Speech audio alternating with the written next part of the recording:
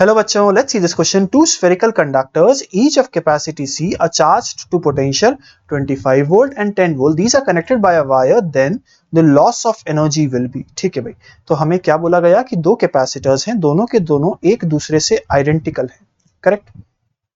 दोनों के दोनों एक दूसरे से आइडेंटिकल है. इसका कैपेसिटेंस C है, ये है 25 वोल्ट.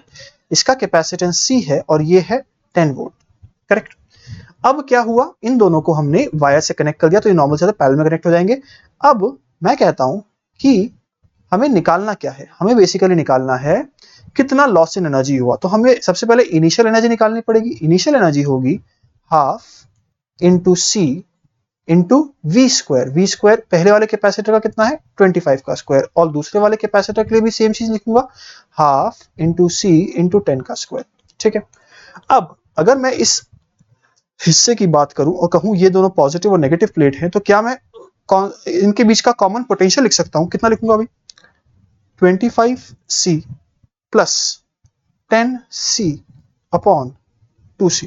तो ये हो जाएगा मेरे पास 35/2 वोल्ट. यानी मेरे पास जो फाइनल वैल्यू आ जाएगी वो आ जाएगी half times C equivalent. C equivalent कितना होगा यहाँ पे? C प्लस C, क्योंकि दोनों के दोनों पैरेलल में अटैच्ड हैं, इंटू 35/2 का होल स्क्वायर. अब मुझे पूछा गया है एनर्जी कितना लॉस हुआ, यानी पहले ज्यादा एनर्जी हुई होगी, तो एनर्जी लॉस होगा EI minus of EF which is equal to delta E. इसको मैं सॉल्व करता हूं तो मेरे पास जो वैल्यू आती है वो आती है 281.25 joule. Looking at the options, A गलत हो जाएगा, बी गलत हो जाएगा, सी गलत हो जाएगा, डी सही हो जाएगा. Hence the correct answer is option D. All the best.